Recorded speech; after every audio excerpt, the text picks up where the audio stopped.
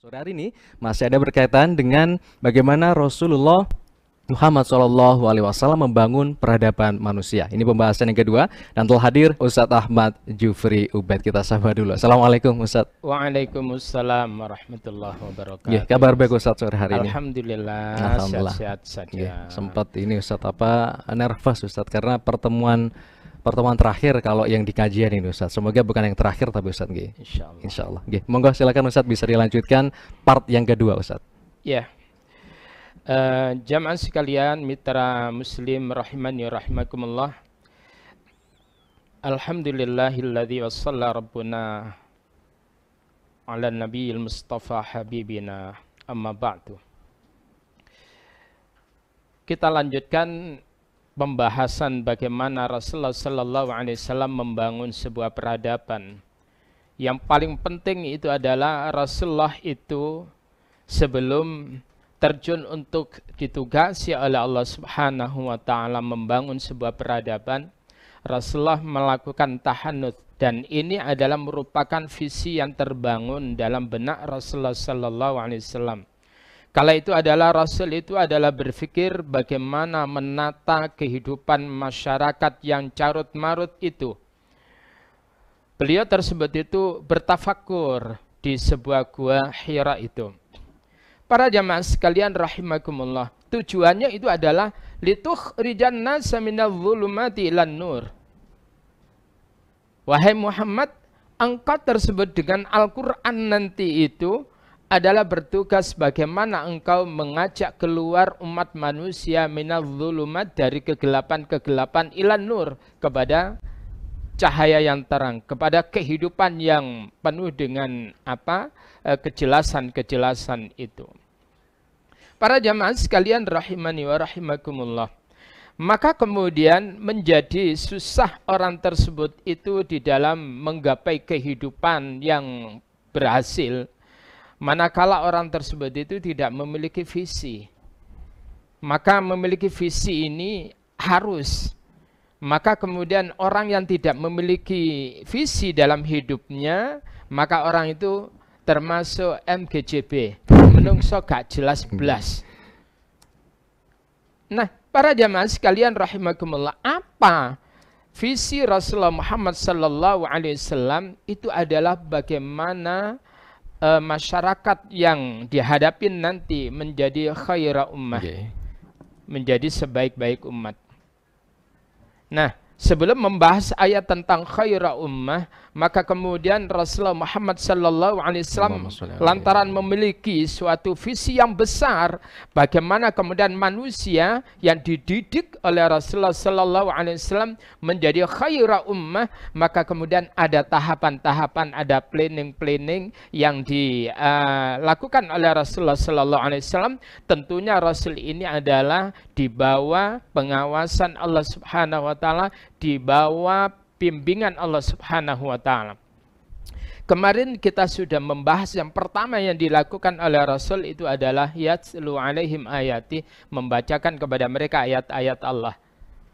Dan mereka diajak untuk memahaminya. Setelah itu wayuzakkihim, mereka diajak oleh Rasulullah sallallahu alaihi wasallam untuk melakukan tazkiyatun nufus, meninggalkan corak-corak kebiasaan-kebiasaan jahiliyah, kebiasaan yang berbaur dengan kesyirikan untuk menuju kepada ketauhidan, kebiasaan-kebiasaan kekafiran untuk diajak menuju kepada keimanan. Lalu kemudian mereka begitu mudah untuk kemudian melakukan tazkiyatun nafs. Kata Mas Dani tadi, karena Rasulullah itu adalah telah memberikan uswah yang hasanah. Laqad kana lakum fi Rasulillahi uswatun hasanah. Itu terdapat di dalam surah Al-Ahzab pada ayat yang ke-21. Sungguh telah ada dalam diri Rasulullah sallallahu alaihi wasallam untuk kalian, yaitu uswatun hasanah, suri tauladan yang baik. Dengan keteladanan inilah kemudian para sahabat begitu ringan untuk kemudian melakukan pembenahan, kemudian melakukan perbaikan karena ada contoh. Nah, sekarang ini adalah kenapa umat ini atau masyarakat ini kemudian sulit untuk diajak menuju kepada pembenahan lantaran mereka kehilangan keteladanan. Para jemaah sekalian, contoh kasus tentang masalah COVID-19 ini, pemerintah yang tadinya tersebut itu menyuruh untuk kemudian PSBB, lalu kemudian supaya ibadah di rumah, membatasi hubungan satu dengan yang lainnya, social distancing. Akan tetapi kemudian pemerintah ternyata merusak apa yang telah dihimbaukan oleh masyarakat ini. Sehingga kemudian masyarakat ini nggak mau merubah. Kalau ini yang terjadi, sulit masyarakat untuk digiring menuju yang lebih baik. Kenapa? Karena kehilangan uswatun hasanah.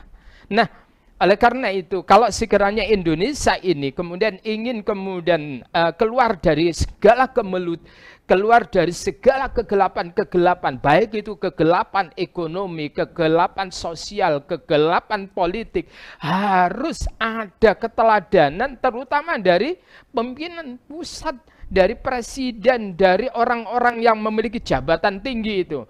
Berikan keteladanan kepada masyarakat, insya Allah masyarakat ini nanti akan begitu gampang untuk merubah. Nah, wa yuzakkihim. Lalu kemudian berikutnya yang dilakukan oleh Rasul itu adalah wa yu'allimuhumul kitab.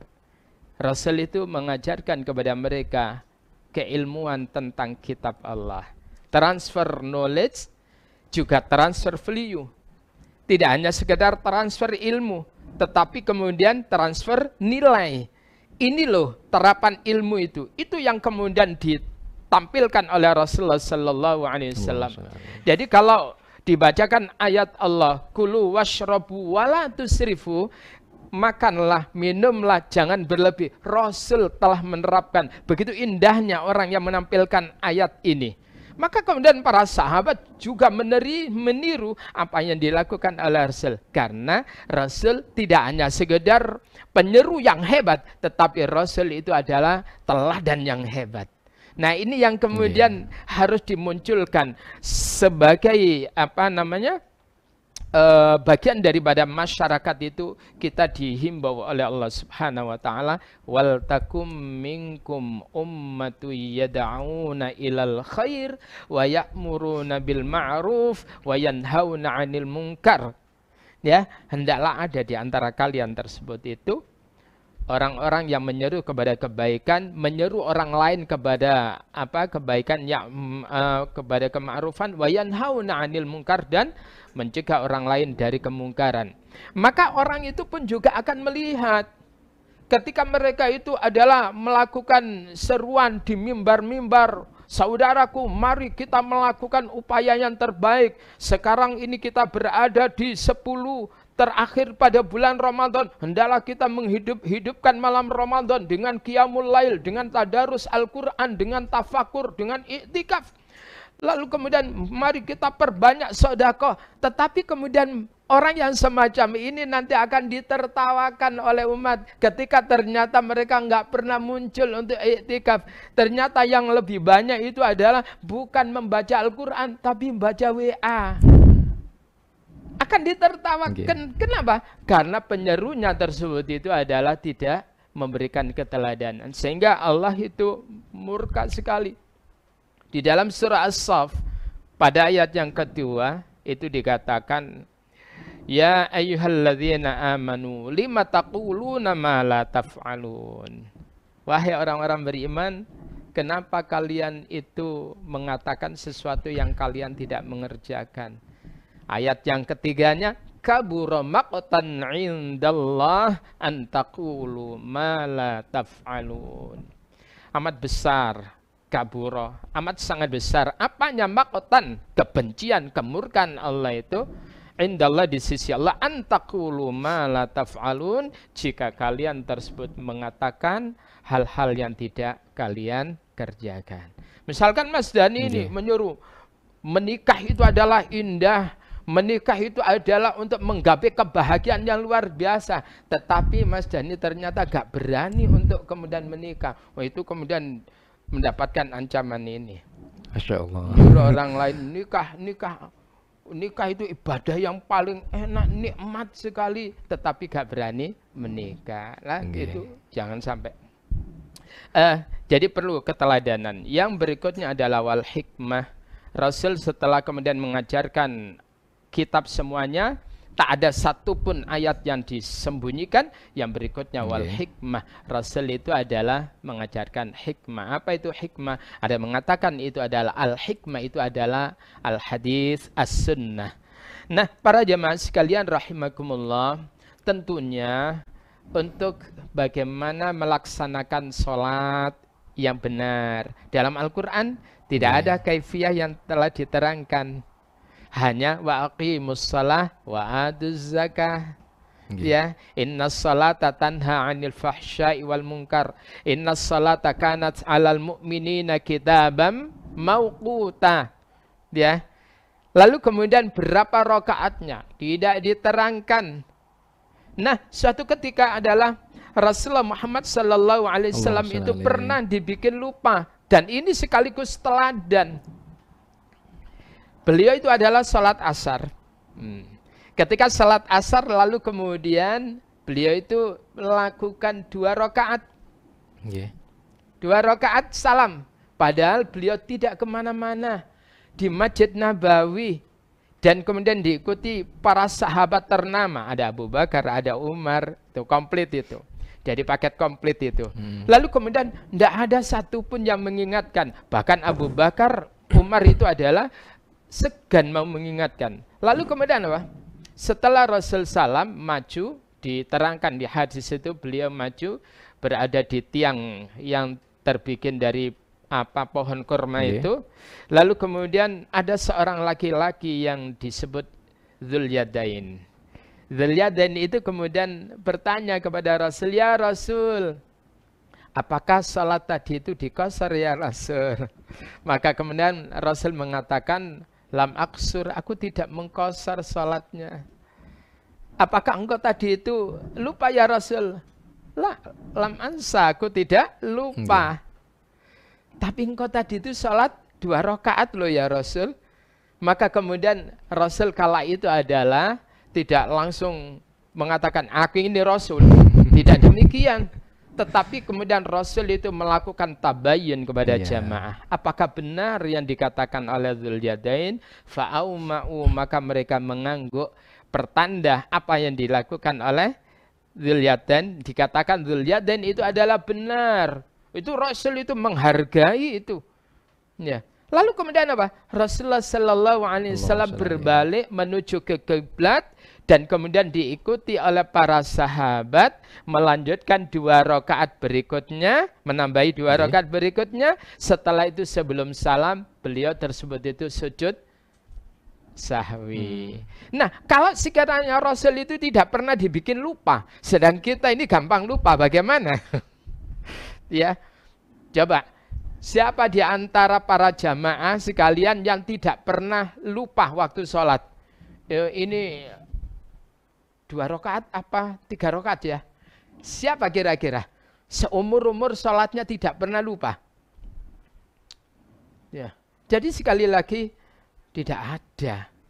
Karena manusia al-insan mahallul khata' wan nisyan. Panggonane lupa dan salah. Nah, Rasul itu memang dijadikan lupa oleh Allah nanti supaya ketika umatnya mengalami hal yang sama ada solusinya. Itu adalah al-hikmah. Itu adalah sunnah Rasulullah sallallahu alaihi wasallam. Para jamaah sekalian rahimakumullah. Rasul itu pernah ya waktu hijrah itu adalah salat menghadap ke Baitul Maqdis selama 16 atau 17 bulan. Kemudian Rasulullah sallallahu alaihi wasallam itu dinyatakan dalam Al-Qur'an itu qad nara taqalluba wajhika fis sama' falanuwalliyannaka qiblatan tardaha fawalli wajhaka syatral masjidil haram. Itu pada surah Al-Baqarah ayat 144. Qad nara taqalluba wajhika fis sama'. Sungguh kami benar-benar melihat, ya, taqalluba wajhika fis sama, engkau telah membolak-balikkan wajahmu menuju langit. Jadi Rasul itu salatnya sambil menengadah ke langit. Saking kepinginnya kiblat itu segera dialihkan kembali ke Ka'bah. Maka kemudian apa? Apakah kemudian Rasulullah Muhammad SAW diperintah untuk mengalihkan kiblat itu ketika usai sholat? Tidak. Ketika Rasulullah Muhammad SAW yang tadinya 2 rakaat itu menghadap ke Baitul Maqdis, lalu kemudian turun perintah yaitu pada ayat 144 tadi kelanjutannya, fawalli wajhaka syatral masjidil haram. Maka hadapkan wajahmu ke arah Masjidil Haram, yaitu kiblat yang kau sukai itu, yaitu ke Ka'bah. Maka kemudian kala itu Rasulullah SAW menjadi imam, ya, di hadapan para sahabat berputar 180 derajat. Dan itu arahnya adalah beliau berbalik dari yang tadinya menghadap ke Baitul Maqdis menghadap ke Ka'bah. Kebetulan itu adalah lurus 180 derajat. Coba bayangkan kalau sekiranya Allah tidak pernah memerintahkan hal yang demikian itu. Bagaimana kemudian ketika kita itu sholat, misalkan di hotel, bukan hotel wilayah kaum muslimin, tidak ada tandanya. Lalu kemudian kita sholat, Allahu Akbar. Begitu kemudian dapat 1 rakaat. Lalu kemudian ada yang mengingatkan, Mas, keliru menghadapnya ke kanan. Waduh rek, ngene iki gak mau awakmu itu. Kan gitu. Tetapi karena ada contoh, karena dia itu belajar, ndak usah komentar, cukup dia alihkan hadapnya ke arah kanan sesuai dengan arahan tadi itu. Inilah hikmah. Coba bayangkan kalau Rasul tidak pernah dibikin demikian oleh Allah Subhanahu wa Ta'ala. Nah, para jamaah sekalian, maka kemudian di ujung ayat 2 pada surat 62 surah surah Jumat itu, wa in kanu min qablu lafi dhalalim mubin. Dan dia adalah mereka masyarakat jahiliyah itu min qablu dari sebelumnya lafi dhalalim mubin. Sungguh mereka itu di dalam sebuah kesesatan yang nyata. Tetapi begitu dididik oleh Rasulullah sallallahu alaihi wasallam, ditatar, didadar oleh Rasulullah Muhammad sallallahu alaihi wasallam, dikasih keteladanan oleh Rasulullah sallallahu alaihi wasallam, maka kemudian apa kata Allah di dalam surah Ali Imran pada ayat yang ke-110 itu, kuntum khaira ummah. Kalian, maka Ibnu Abbas mengatakan kalimat ini, ayat ini yang dikatakan khaira ummah itu adalah umat generasi yang dididik langsung oleh Rasulullah sallallahu alaihi wasallam. Sebagaimana Rasul mengatakan khairul qurun qarni summa yalunahum summa yalunahum summa yalunahum. Sebaik-baik generasi itu adalah generasi di zamanku. Lalu kemudian orang yang berikutnya datang, berikutnya datang, berikutnya. Maka kemudian kalimat kuntum khaira ummah, kalian itu adalah sebaik-baik umat. Ukhrijat linnas, yang layak untuk ditampilkan, diekspos, dikeluarkan teladan bagi manusia. Apa yang menjadikan kalian umat Muhammad, kalian itu para sahabat itu kemudian menjadi khaira ummah? Ta'muruna bil ma'ruf, karena kalian itu suka menggunakan isim mudhari istimrar. Kalian senantiasa menyuruh manusia untuk melakukan kema'rufan, wa tanhauna 'anil munkar, dan kalian senantiasa mencegah orang lain dari melakukan kemungkaran, wa tu'minuna billah, dan kalian lakukan amar ma'ruf nahi mungkar itu kalian landasi dengan kalian senantiasa beriman kepada Allah, sehingga nggak takut untuk menyuarakan kebenaran, mengingatkan kemungkaran itu nggak takut. Nah sekarang kenapa carut marut ini? Karena peran DPR, MPR untuk kemudian menjadi balancing tersebut itu adalah tidak ada, termatikan. Tidak ada mengingatkan. Sehingga kemudian berjalan liar. Oleh karena itu, tugasnya DPR mestinya mengingatkan bila ada kebijakan-kebijakan yang tidak mengarah kepada kebaikan-kebaikan. Harus ada kekuatan untuk tanhauna 'anil munkar di samping kekuatan ta'muruna bil ma'ruf. Nah, jamaah sekalian, seringkali saya katakan dulu, kita di Surabaya naik bis Damri itu, ya. Okay. Waktu saya masih awal-awal di Surabaya nggak nyaman, paling nggak nyaman, banyak copetnya. Awalnya apa copet itu? Kenapa kok berani? Karena mereka itu miliunya kuat. Karena kenapa? Karena orang-orang yang ada di bus tersebut itu acuh kalau ada copet. Ada copet itu, diam. Pokoknya bukan kita. Biar orang lain diam aja. Nanti kita dimusuhi. Coba kalau sekiranya satu bus itu, begitu mereka tahu ada pencopet lalu kemudian dia bergerak, mereka bergerak, selesai. Maka kemudian para copet-copet itu akan kehilangan nyali ketika masuk ke bis itu. Karena semuanya itu diam, bungkam, tidak melakukan apa? Nahi anil mungkar. Maka kemudian kekuatan kebatilan itu yang kemudian mendominasi. Sekarang inilah di Indonesia ini tergambarkan. Para jamaah sekalian rahimakumullah.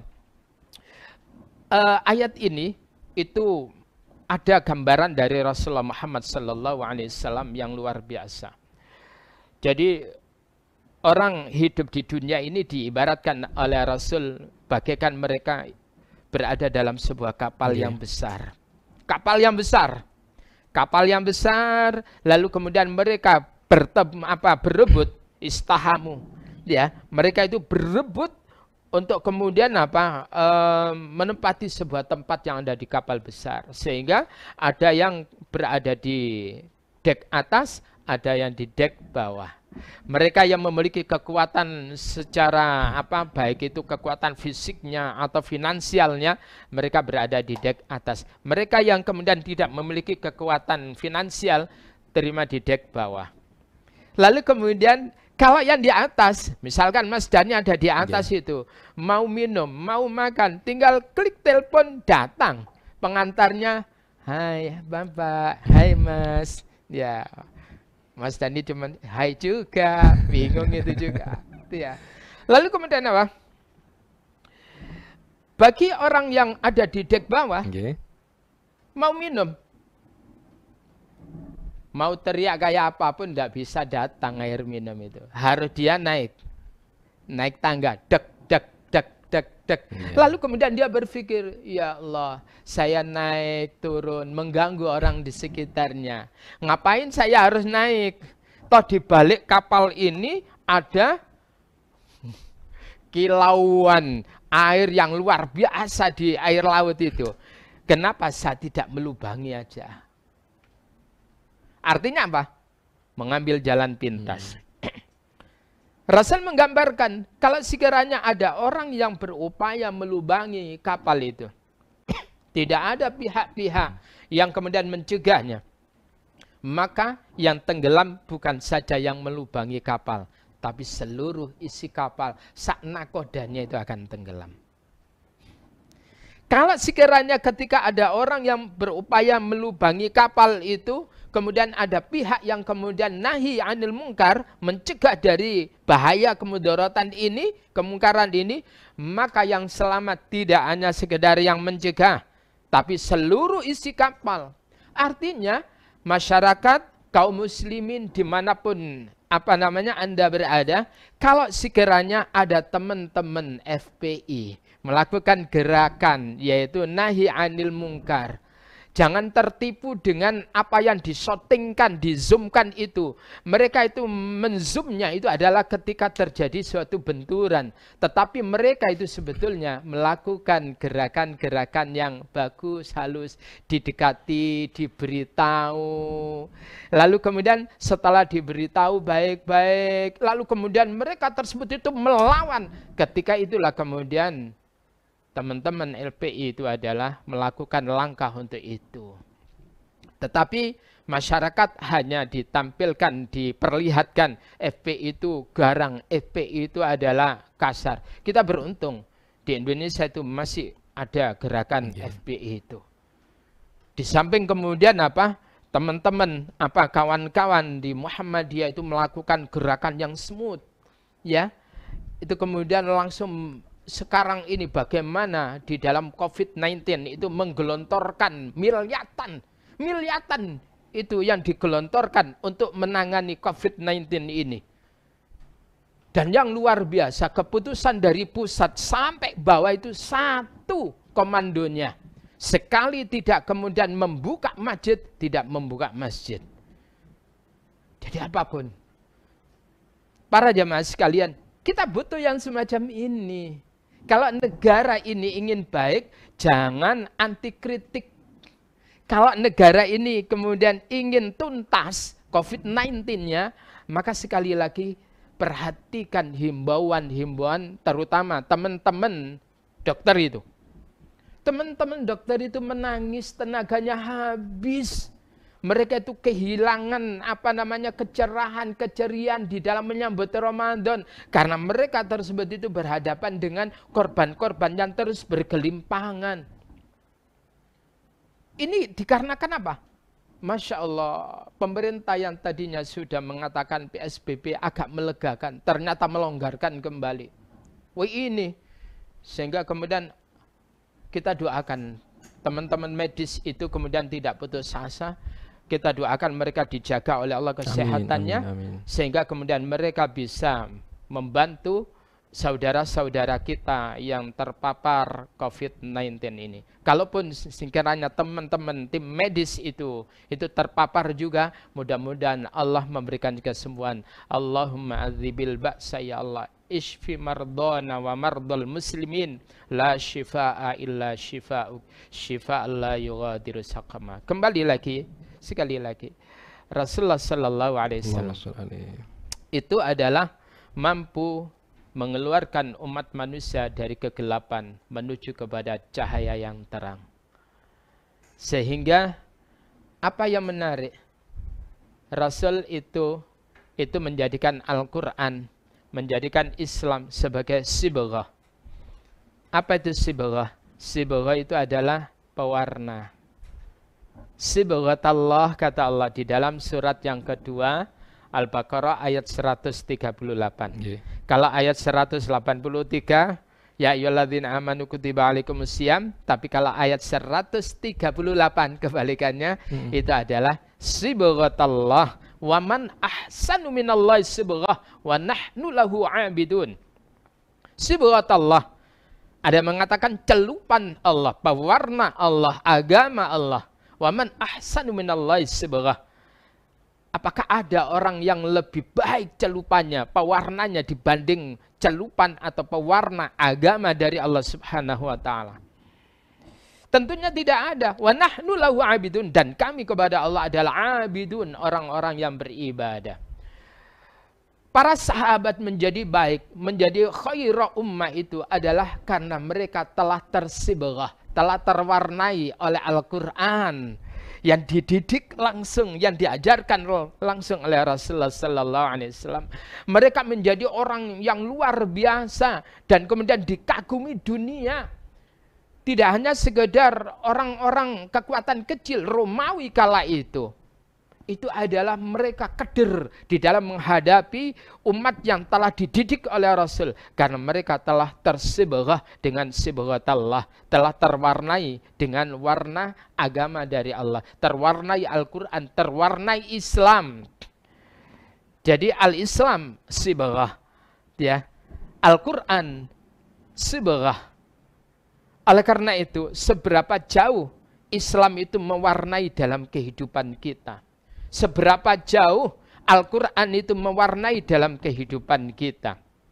Oleh karena itu, kalau negara ini ingin menjadi baik, yaitu baldatun thayyibatun wa rabbun ghafur, tidak ada jalan lain kecuali orang itu harus fafirru ilallah, lari menuju kepada Allah Subhanahu wa taala, menerapkan konsep Allah Subhanahu wa taala. Insya Allah Indonesia akan menjadi negara yang baldatun thayyibah, negeri yang baik, wa rabbun ghafur, yang senantiasa Allah memberikan ampunan kepada negeri itu. Dari Bapak Darmanto yang ada di Sidoarjo, Ustadz, ada salah satu ulama yang mengingatkan kita untuk mewaspadai dunia yang penuh tipu daya, Ustadz. Sementara di dalam ayat lain itu disuruh hidup sukses di dunia dan juga akhirat, Ustadz. Bagaimana agar kita sebagai manusia yang tentunya beragama ini tidak terpengaruh dunia, tetapi juga turut sukses dalam kehidupan akhirat, Ustadz? Iya, para jamaah sekalian, rahmani wa rahimakumullah. Jadi memang kehidupan dunia itu penuh dengan tipuan. Jadi mata'ul ghurur, kesenangan yang menipu. Akan tetapi Allah Subhanahu wa taala mengatakan wabtaghi fima atakallahu daral akhirata wala tansa nasibaka minad dunya. Wabtaghi fima atakallahu daral akhirah, dan carilah dari apa yang telah Allah berikan kepada kamu, yaitu ad-daral akhirah, yaitu kampung akhirat yang baik itu, yaitu akhirat nanti. Cari dengan cara kita melakukan kebaikan-kebaikan. Ada masalah ta'abudi, ada masalah muamalah.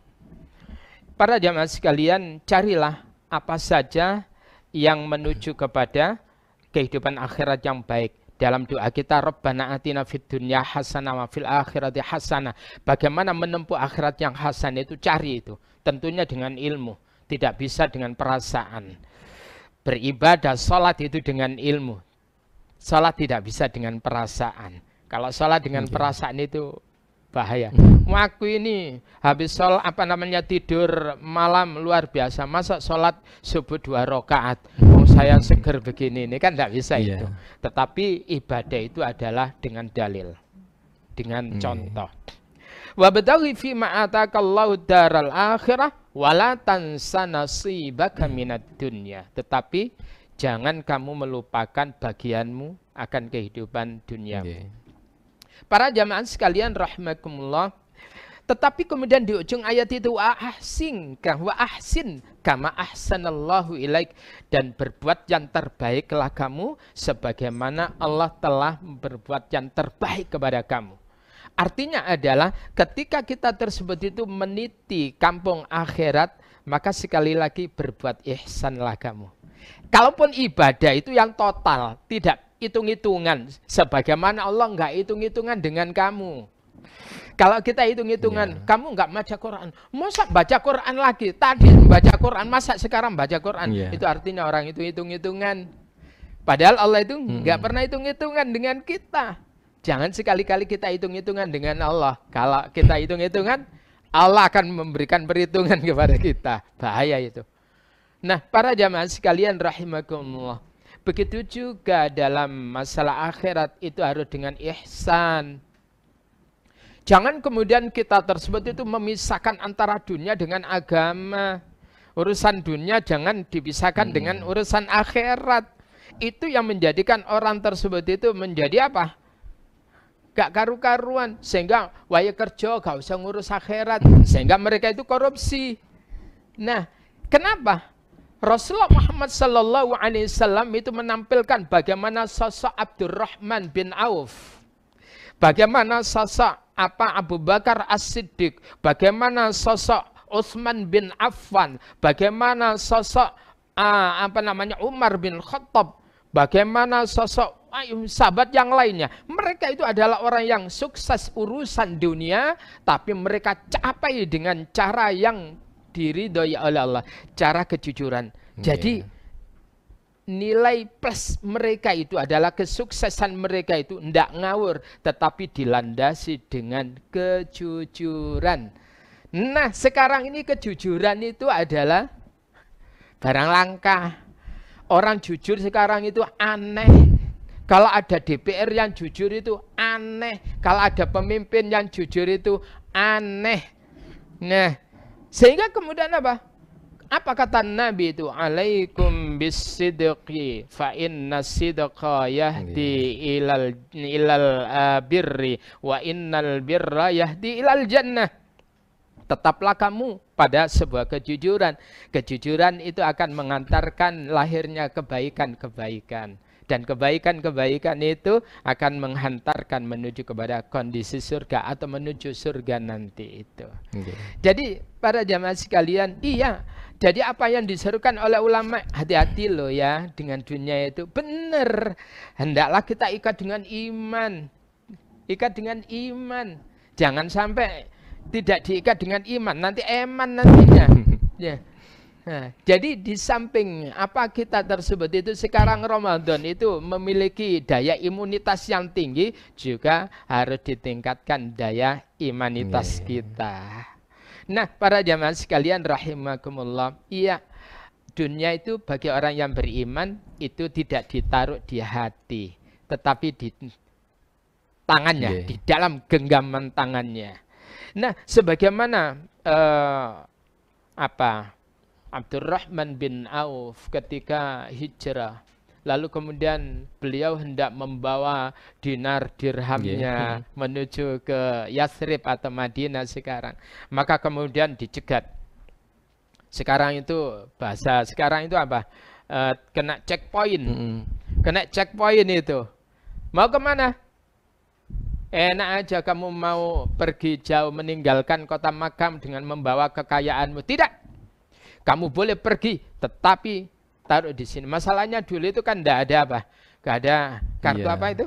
Apa, KTP Ustaz? Bukan. Yang isinya uang itu apa? ATM gitu Ustaz? Tidak ada dulu. Sehingga gembol itu. Nah sekarang kan bisa diselipkan kalau ATM itu. Dulu nggak ada, harus gembol. Maka kemudian karena kecintaannya Abdurrahman bin Auf kepada Allah dan Rasulnya, maka tinggalkan segala kekayaan itu. Masya Allah, wa may yuhajir fi sabilillah yajid lahu fil ardi murawaman fil ardi wasa'. Jadi orang itu kalau sekiranya melakukan satu hijrah di jalan Allah Subhanahu wa taala, maka kemudian Allah memberikan suatu wa may yuhajir fi sabilillah, siapa orang yang berhijrah di jalan Allah, yajid fil ardi, dia akan mendapati di bumi itu muraghaman katsiran wasa'ah, kelapangan, keluasan yang begitu banyak sekali. Urusan dunia itu akan dimudahkan oleh Allah Subhanahu wa taala.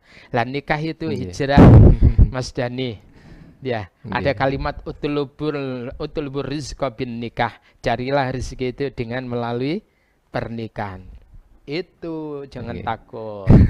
Nah, para jamaah sekalian rahimakumullah. Jadi kembali lagi, para sahabat dulu itu kaya tapi digapai dengan konsep Allah dan Rasulnya. Nah, luar biasa itu. Ya, dari Pak Darmanto tadi di Sidoarjo, terima kasih. Berarti artinya ketika Islam itu bukan hanya sekedar di dalam masjid saja Ustaz, muamalah dan sebagainya, termasuk umat Islam pun harus, apakah harus kaya begitu Ustaz? Iya, bagaimana kalau umat Islam itu melarat, kemudian bagaimana bisa membangun masjid sebesar Al-Falah, nanti ingin memugar Al-Falah, nggak mungkin. Umat Islam harus kaya, tetapi kayanya itu harus jelas perolahannya dengan cara yang benar. Maka kita ini perlu memunculkan Abdurrahman bin Auf, Abu Bakar, Umar, Utsman yang baru di era milenial ini. Jangan kemudian mereka zuhud yang dalam pemahaman yang keliru. Zuhud lalu kemudian orang gelemnya buat gawe, ya al melaratu. Kalau umat Islam melarat itu, aduh, masya Allah. Mau membangun sekolah, ndak bisa. Mau membangun masjid, kutab-kutab, nggak bisa. Mau beli laptop, nggak bisa. Mau kemudian bikin studio, nggak bisa kalau umat Islam lemah ekonominya. Maka kemudian Allah katakan dalam surat An-Nisa ayat yang ke-9. Wal yakhshal ladzina law taraku min khalfihim dzurriyyatan dhi'afan khafu 'alaihim falyattaqullaha wal yaqulu qawlan sadida. Wal yakhsha, hendaklah takut kepada Allah maksudnya. Siapa? Alladzina law taraku min khalfihim, yaitu orang-orang yang mereka meninggalkan di belakang mereka dzurriyyatan dhi'afan, keturunan-keturunan yang lemah, lemah ekonominya, lemah akidahnya, parah lagi itu, lemah ilmunya, madu bahaya itu. Jadi umat Islam itu harus kuat, kuat ilmunya, kuat fisiknya, kuat nalarnya, kuat ekonominya. Ya, al-mu'minul qawiyyu khairun minal mu'minid khairun minal wa ahabbu ilallah minal mu'minid dhaif. Jadi orang mukmin yang kuat itu lebih baik dan lebih dicintai oleh Allah daripada mukmin yang lemah. Okay. Nah, para jamaah sekalian, ayo kita harus kaya. Sekarang itu kerja itu ndak harus apa? Ndak harus keluar kok. Online sekarang itu bisa. Jadi ada teman itu ketika umrah, lalu kemudian usai menjalankan aktivitas umrohnya, bisa kemudian apa? Melakukan transaksi lewat online. Orangnya di sana, tetapi melakukan transaksi luar biasa. Bisa. Bahkan umat Islam kalau bisa harus menjadi tajir-tajir atau tujar, para pedagang-pedagang, pebisnis yang handal. Karena bisnis itu pintunya lebih banyak daripada bidang-bidang yang lainnya untuk menuju kepada kemapanan duniawi. Ada tadi pertanyaan Ustadz berkaitan tentang bagaimana kalau yang saat ini krisis kepemimpinan Ustadz di negara Indonesia ini. Bagaimana, apa yang harus kita lakukan dan bagaimana harusnya kita memberi contoh kepada putra-putri kita. Sedangkan kita pun juga untuk mencontoh seorang tokoh itu sangat minim sekali Ustadz. Dari Pak Rudi Ustadz di Lamongan. Iya, jadi sekali lagi terima kasih Pak Rudi, bahwa di dalam Al-Quran itu yang kemudian mendapatkan gelar uswatun hasanah, ya, ada dua. Yang secara terang namanya diterangkan. Satu Rasulullah Muhammad sallallahu alaihi wasallam, yang kedua itu adalah Nabiullah Ibrahim alaihissalatu wassalam. Nabi Ibrahim itu diterangkan oleh Allah Subhanahu wa taala, yaitu di dalam surat Al-Mumtahanah pada ayat yang keempat, qad kanat lakum uswatun hasanatun fi Ibrahim. Sungguh telah ada, ya, untuk kalian uswatun hasanah, suri teladan yang baik, fi Ibrahim, dalam diri Ibrahim, walladzina ma'ahu, dan orang-orang yang bersama dengan Ibrahim. Yang kedua tadi itu adalah dalam surat apa? Al-Ahzab ayat ke-21, laqad kana lakum fi Rasulillahi uswatun hasanah. Nah, sehingga kemudian kedua orang yang secara terang dikasih gelar uswatun hasanah ini oleh Allah, maka kemudian disejajarkan namanya dalam tasyahud. Allahumma shalli ala Muhammad wa ala ali Muhammad kama shallaita ala Ibrahim wa ala Ibrahim wa barik ala Muhammad ala Muhammad. Itu luar biasa. Artinya adalah kita sekarang nggak usah bingung mencari teladan sekarang. Kita sudah punya teladan. Kalau teladan sekarang ini, kapan dia baik, kapan tidak baik, kumat-kumatan. Tapi teladan yang istiqomah dalam jalur yang lurus itu adalah para nabi, para rasul. Dalam hal ini adalah Rasulullah Muhammad sallallahu alaihi wasallam. Ya, maka kemudian cukup bagi orang yang beriman, muslim, menteladani Rasulullah Muhammad sallallahu alaihi wasallam. Rasul itu bukan hanya sekedar teladan baik ketika waktu sholat.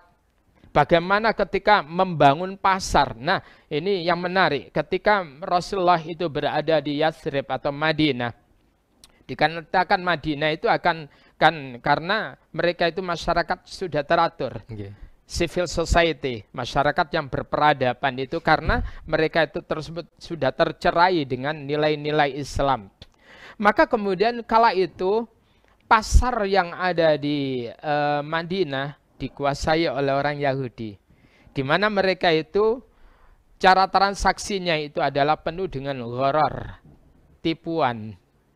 Jadi al-mutaffifin itu ya. Wailul lil mutaffifin alladzina idza qtalu 'alan nasi yastawfun wa idza kaluhum aw wazanuhum yukhsirun.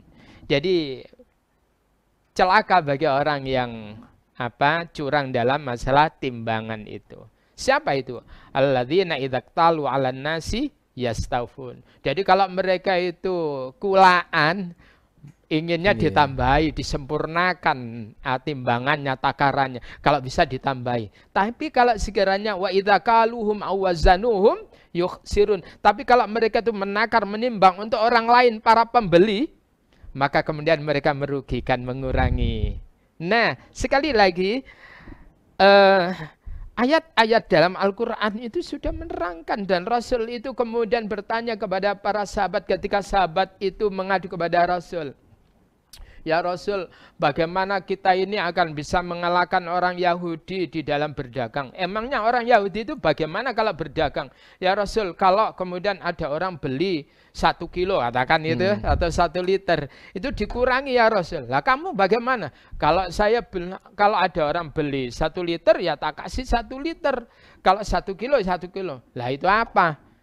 Terus yang benar gimana? Kalau ada orang beli 1 kilo, kasih tambahan. Kasih tambahan ini.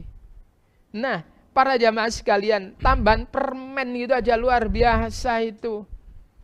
Tetapi kemudian apa? Nanti mereka akan berbondong-bondong karena ada tambahan. Lalu kemudian sikapmu yang manis, tersenyum. Tabassumuka liwajhi akhika sadaqatun laka. Senyummu. Lah ini adalah manajemen plus ini.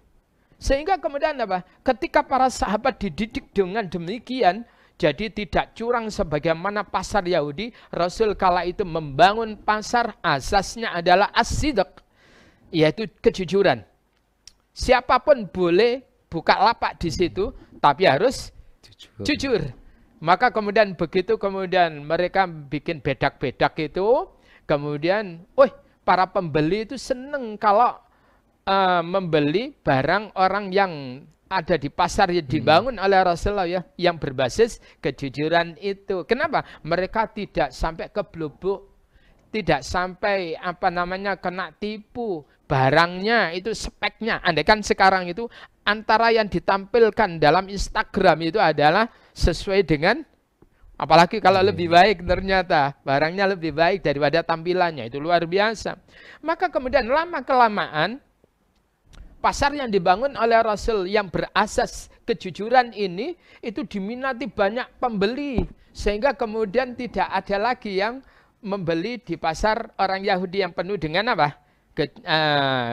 kedustaan tadi itu. Akhirnya kemudian orang-orang Yahudi yang pedagang-pedagang kemudian beralih menuju pasar yang dibangun oleh Rasul. Wahai Muhammad, boleh enggak aku? Boleh, tapi syaratnya harus jujur. Maka yang penting berdagang itu, jadi orang itu adalah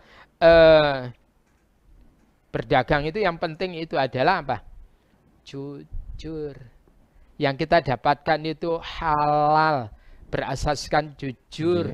Walaupun batinnya banyak, gak apa-apa. Kan tidak ada apa-apa. Selama kita jujur, tidak bujui orang, maka masalah bati berapa gak ada masalah. Ya, jadi sekali lagi ini yang dibangun oleh Rasulullah Muhammad SAW. Jadi kita harus menjadi apa? Menjadi playmaker sekarang atau imam ya, pelopor. Bagaimana kemudian kita ini menjalankan bisnis kita dengan konsep kejujuran. Nah, tambahan lagi.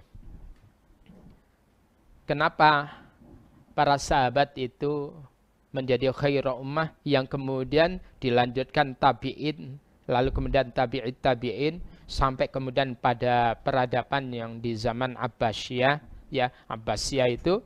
Lalu kemudian peradaban umat Islam itu luar biasa, bahkan mengembangkan temuan-temuan keilmuan yang luar biasa. Kenapa mereka bisa mengembangkan itu? Muncul penemu Fakhr Razi atau Razes dikatakan oleh orang Barat, Ibnu Sina atau Avicenna kata mereka itu, yang menemukan sebuah buku tentang undang-undang medis itu, Qanun Fit Tib, Itu luar biasa itu. Lalu kemudian muncul Al-Khawarizm, Masya Allah, Al-Kindi, Al-Farabi, banyak jajaran itu. Karena mereka itu adalah mengeksplor keilmuan yang ada di dalam Al-Quran itu. Al-Quran itu dikatakan apa? Kalau di dalam surat 16 An-Nahl ayat yang ke-89, di ujung ada kalimat wa nazzalna 'alaikal kitaba tibyanan likulli syai' tibyanan likulli syai'in wa hudan wa rahmatan wa busyra lil muslimin. Wa nazzalna, dan kami turunkan, alaika, kepadamu Muhammad, al-kitab, kitab Al-Quran itu tibyanan. Apa itu tibyanan? Bayan. Memberikan penjelasan likulli syai', terhadap segala sesuatu. Wahudan, dan petunjuk. Warahmatan, dan rahmat. Wabushra, dan kabar gembira. Lil muslimin, bagi orang yang muslim, bagi orang yang menyerah diri kepada aturan-aturan Allah subhanahu wa ta'ala. Maka orang yang akrab dengan Al-Quran ini, diwaca lafate, difahami maknanya, diaplikasikan, maka itulah yang kemudian menjadikan umat-umat yang menuju pada peradaban yang luar biasa. Ketika umat Islam berada di kejayaan umat Islam di Andalusia, ya, Abbasiyah, lalu kemudian Andalusia. Subhanallah, Eropa kala itu becek dan jorok. Sekali lagi, Eropa jorok dan becek.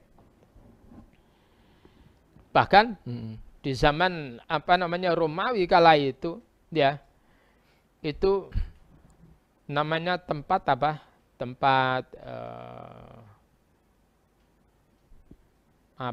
pembuangan itu hammam, ya. TPA, Ustaz. Ya, TPA. TPA itu gak enak itu, ya. Maka kemudian ada TPA, Taman Pendidikan Al-Quran itu. Sebetulnya yang nyaman itu TPQ, ya. Ya. Pembuangan akhir dulu mereka itu membuat apa?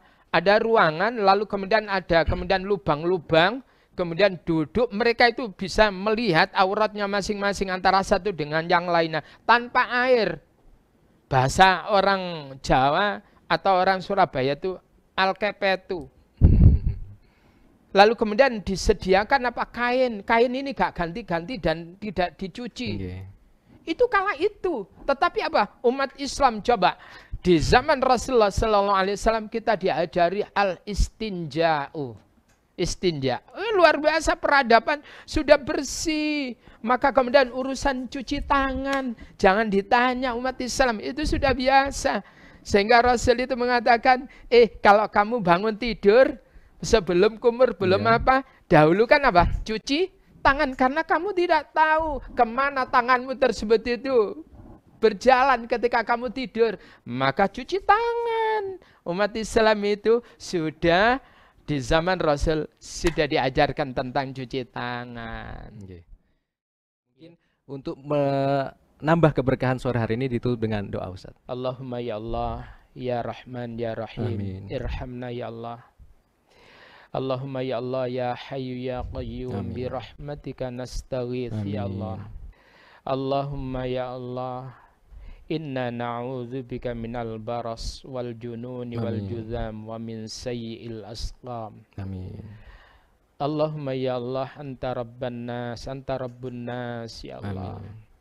Ishfi mardana wa mardal muslimin, la shifaa'a illa shifaa'uk, shifaa'an la yughadiru saqama. Amin. Allahumma ya Allah, di antara saudara-saudara kami yang sakit, sembuhkan mereka semuanya ya Allah. Jadikan mereka kemudian menjadi hamba-Mu yang mensyukuri akan nikmat-Mu. Dan jadikan mereka bertambah semangat di dalam beribadah kepada Engkau. Amin. Allahumma ya Allah, tidak ada kekuatan yang bisa menghilangkan wabah ini ya Allah kecuali Engkau.